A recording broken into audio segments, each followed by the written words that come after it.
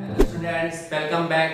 तो आज हम पढ़ेंगे आगे अपने क्लास 11 फिजिक्स का फर्स्ट चैप्टर जिसका नाम है फिजिकल वर्ल्ड। ठीक है, और इसके बाद जो नेक्स्ट है वो भी इसके साथ कनेक्टेड है, प्रदीप में कनेक्टेड है। ठीक है, एनसीईआरटी में अलग अलग दे रखा है, that is units and measurement. तो कंबाइन करके फिजिक्स इसका जो नाम है वो पढ़ जाता है बेटा फिजिकल वर्ल्ड एंड मेजरमेंट। ठीक है, फिलहाल अभी फिजिकल वर्ल्ड के टॉपिक पढ़ रहे हैं। ठीक है, फिजिकल वर्ल्ड में हमने समझा फिजिक्स क्या है, यूजेस तो हम जानते हैं आज के टाइम में फिजिक्स के यूजेस क्या है। ठीक है, तो हमने पढ़ा था पहले फंडामेंटल फोर्सेस क्या होते हैं। ठीक, आपके अब एक ग्रेविटेशनल फोर्स पढ़ लिया था। अब जो नेक्स्ट फोर्स है हमारा that is electromagnetic force. Electromagnetic force भी एक फंडामेंटल फोर्स है। ठीक है, ये भी एक बहुत लंबे लॉन्ग रेंज का होता है, बहुत लंबे डिस्टेंस तक लगता है। ये चार्ज पार्टिकल्स या चार्ज बॉडी के बीच में लगता है। ठीक है, जैसे दो बॉडी चार्ज है उनके बीच में ये फोर्सेस लगते हैं, इसलिए इनका नाम हम क्या देते हैं, इलेक्ट्रो, दैट इज इलेक्ट्रिसिटी से रिलेटेड है, मैग्नेटिक, मैग्नेटिक से रिलेटेड है। तो इलेक्ट्रोमैग्नेटिक फोर्सेस वो फोर्सेस होते हैं जो चार्ज बॉडी के बीच में लगते हैं। ठीक है, that is known as electromagnetic forces. They are also conservative in nature, but इसके यहाँ पर हमारा एक लॉ आता है दैट इज कूलोम्स लॉ। ठीक है, कूलोम्स लॉ। कूलोम्स लॉ क्या होता है, जैसे सेम आपका ग्रेविटेशनल फोर्स है, सिमिलरली ये आपका कूलोम्स लॉ कहता है कि the force between two charges q1 and q2, ठीक है, if they are separated by small distance r, then force between two charges is directly proportional to the product of their charges. वहां पर मास m1 m2 का multiply होता था, यहाँ पर q1 q2 का होता है, and inversely proportional to the distance का स्क्वायर। इसको एक दूसरे के साथ कंबाइन करके लिख सकते हो q1 q2 अपॉन में r स्क्वायर। प्रोपोर्शनैलिटी का सिंबल हटाओगे, एक नया कांस्टेंट आएगा जिसको आप हम k से दिखा रहे हैं इस वक्त, q1 q2 अपॉन में r स्क्वायर। बिल्कुल सेम है, बस वहां पर मास होते थे ग्रेविटेशनल फोर्सेस में, यहाँ पर कूलम्ब्स सॉरी यहाँ पर चार्जेस होते हैं। इस k की वैल्यू इक्वल होती है 1/4 पाई एप्सिलॉन नॉट। इसके बारे में डिटेल में हम ट्वेल्थ में पढ़ेंगे। फिलहाल ये आपका फंडामेंटल फोर्सेस है, तो आपको कूलोम्स लॉ के बारे में पता होना चाहिए। ये आपका कूलोम्स लॉ होता है, that is F is equals to 1/4 pi epsilon naught q1 q2 upon में r स्क्वायर। ठीक है, इसकी प्रॉपर्टी है चार्ज पार्टिकल के बीच में लगता है, inverse square law, that is ये होता है कि अगर कोई भी फोर्स है जो 1/r स्क्वायर आता है, डायरेक्टली मतलब इनवर्सली प्रोपोर्शनल टू डिस्टेंस का स्क्वायर होता है, तो उसे हम कहते हैं कि ये इनवर्स स्क्वायर लॉ को फॉलो करता है। ठीक है, पॉइंट हो गया, इनवर्स स्क्वायर लॉ को ये फॉलो करता है। नेक्स्ट पॉइंट जो है कि भाई ये नेचर में कंजर्वेटिव है, दैट इज ये ऑलवेज बना रहता है, they are conservative in nature.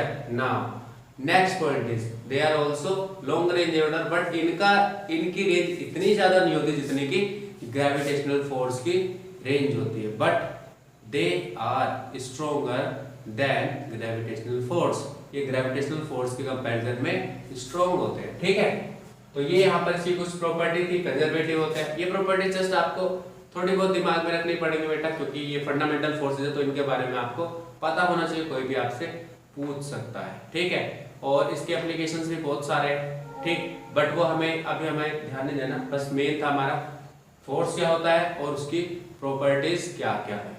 ठीक है, तो सेकंड फोर्स था हमारा फंडामेंटल फोर्सेस में electromagnetic force. Now third force is weak nuclear forces, it is weak nuclear forces. आगे पीछे पढ़ लो, कोई दिक्कत नहीं है बेटा।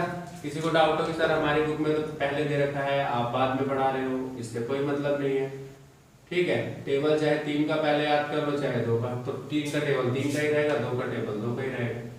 Week nuclear force, weak nuclear forces कब होता है, ये बेटा आपके थोड़ा सा शायद समझने में थोड़ा मुश्किल हो कि जब न्यूक्लियर रिएक्शन होते तो वहाँ बीटा डीके होता है। बीटा डीके क्या होता है, ये हायर क्लासेस में पढ़ना है, तो वहाँ पर इलेक्ट्रॉन का एमिशन होता है।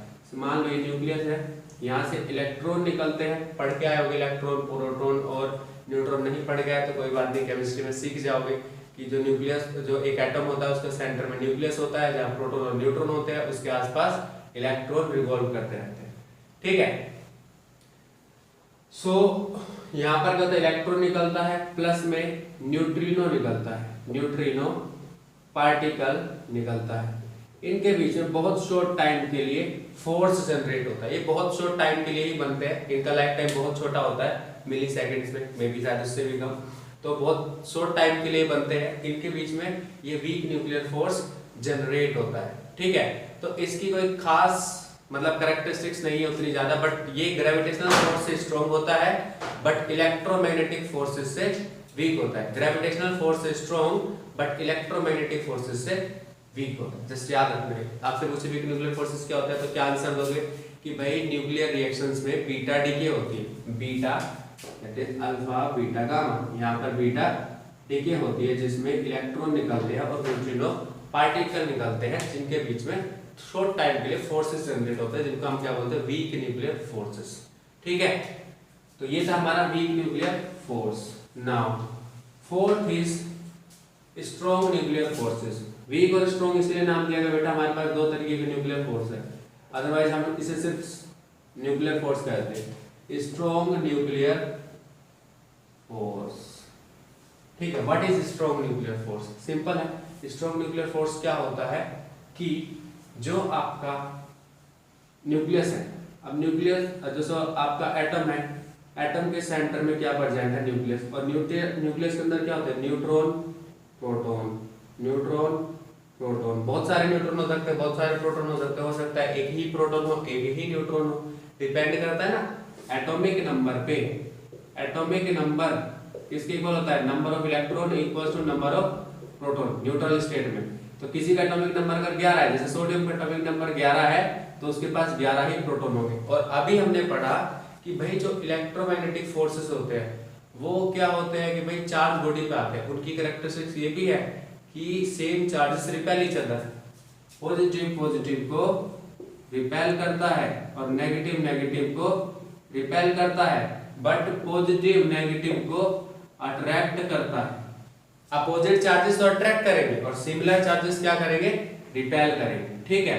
अब आप सोचो, अगर भाई न्यूक्लियस में, न्यूक्लियस के अंदर प्रोटॉन प्रेजेंट है, तो दो प्रोटॉन है, दोनों पॉजिटिव है। अगर 10 प्रोटॉन है तो 10 के 10 पॉजिटिव है, तो वो एक दूसरे को धक्का क्यों नहीं मार रहे, है ना भाई।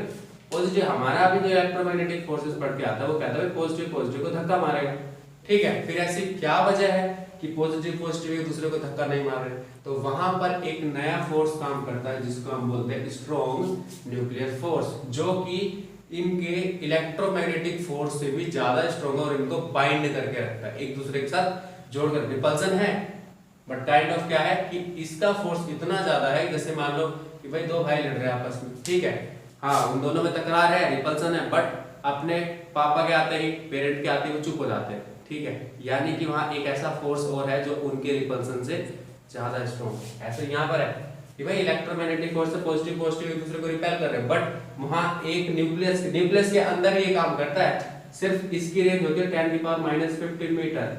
ये न्यूक्लियस से बाहर स्ट्रॉन्ग न्यूक्लियर फोर्सेस काम नहीं करते। जितना स्ट्रॉन्ग है उतना ही शॉर्ट रेंज है इसकी, बट ये सबसे ज्यादा स्ट्रॉन्ग फोर्स होते हैं नेचर में। इतने स्ट्रॉन्ग होते हैं कि पॉजिटिव पॉजिटिव होने के बाद भी उन्हें एक दूसरे के साथ बांध कर रखते हैं, ठीक है। ये न्यूक्लियॉन्स के बीच में लगते हैं। अब न्यूक्लियॉन्स क्या आ गया सर, न्यूक्लियॉन्स का मतलब हो गया आपका सिंपल, जैसे पृथ्वी वाले हैं तो पृथ्वीवासी है, ठीक है। ऐसे न्यूक्लियस वाले हैं तो ये न्यूक्लियॉन्स है। ये किसके बीच में फोर्स लगता है, दो प्रोटॉन के बीच में, दो न्यूट्रॉन के बीच में, और एक प्रोटॉन और एक न्यूट्रॉन के बीच में। ये क्या आ गया सर, भाई जो न्यूक्लियस है वो न्यूट्रॉन और प्रोटॉन से बने, तो प्रोटॉन प्रोटॉन के बीच में भी फोर्स है, न्यूट्रॉन न्यूट्रॉन के बीच में भी फोर्स है, और न्यूट्रॉन और प्रोटॉन के बीच में भी फोर्सेस एग्जिस्ट वहां पर करते हैं, ठीक है। So they are strongest in nature, इसी वजह से ये इलेक्ट्रोमैग्नेटिक फोर्सेस से भी ज्यादा स्ट्रॉन्ग है। तो ये आपके कुछ पॉइंट्स थे जो एक टाइम के लिए थोड़ा आपको याद रखने चाहिए, याद रहने चाहिए। बाकी आप क्लास में जैसे जैसे आगे बढ़ते जाओगे चैप्टर्स, तो वैसे वैसे ये पॉइंट्स भी आपको समझ में आते जाएंगे ना। Next point is conservative laws है। यहाँ पर कुछ कंजर्व का मतलब होता है, एक कंजर्वेटिव लॉज क्या होते हैं, जो बेटा एक तरीके से एक्सपेरिमेंटली प्रूव्ड है, जिनको एक्सपेरिमेंटली प्रूव किया गया है, ऑब्जर्वेशंस के थ्रू बार बार आप इन्हें प्रूव कर सकते हो, उन्हें हम बोलते हैं कंजर्वेशन लॉ, ठीक है। ये नेचर में एज इट इज बने रहते हैं। तो फर्स्ट लॉ है law of conservation of energy. First law है law of conservation of energy. ठीक है, law of conservation of energy क्या कहता है कि ना तो हम एनर्जी को बना सकते हैं, ना ही उसे हम डिस्ट्रॉय कर सकते हैं। लॉ ऑफ कंजर्वेशन ऑफ, ठीक है, ये लिख लेते जनरल।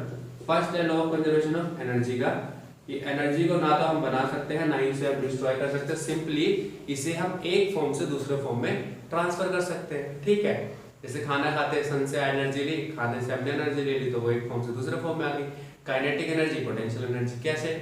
आप जैसे टरबाइन घुमाते हो तो भाई जो पानी नीचे फ्लो करता है दैट इज काइनेटिक एनर्जी, और काइनेटिक एनर्जी से आपने टरबाइन घुमाया और टरबाइन घुमा के आपने इलेक्ट्रिकल एनर्जी में बदल दिया। तो एक तरीके से एनर्जी सिर्फ क्या करती है, अपने आप को ट्रांसफर करती है एक फॉर्म से दूसरे फॉर्म में, वो ना तो क्रिएट होती है ना ही डिस्ट्रॉय होती है।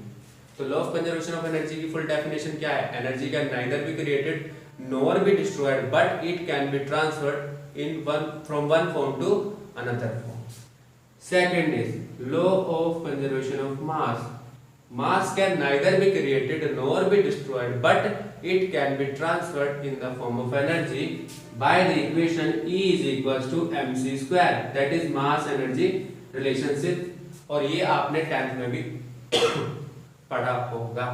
तो यहाँ पर दो इंपॉर्टेंट आपके कंजर्वेशन होते हैं, एनर्जी का और मास का। Law of conservation of linear momentum भी आता है, एंगुलर मोमेंटम भी आता है, बट वो अभी पढ़ रहे तो थोड़ा आप कंफ्यूज हो जाओगे linear momentum and angular momentum, तो वो हम आगे पढ़ेंगे। ठीक है, तो यहाँ से आपका फिजिकल वर्ल्ड का जो पॉइंट है वो सारे खत्म हो जाते हैं। ठीक है, फिजिकल वर्ल्ड खत्म। अब जो नेक्स्ट वीडियो आएगी उससे हम स्टार्ट करेंगे यूनिट्स एंड मेजरमेंट। कोई डाउट हो तो आप लाइव क्लासेस में आ सकते हो। Thank you.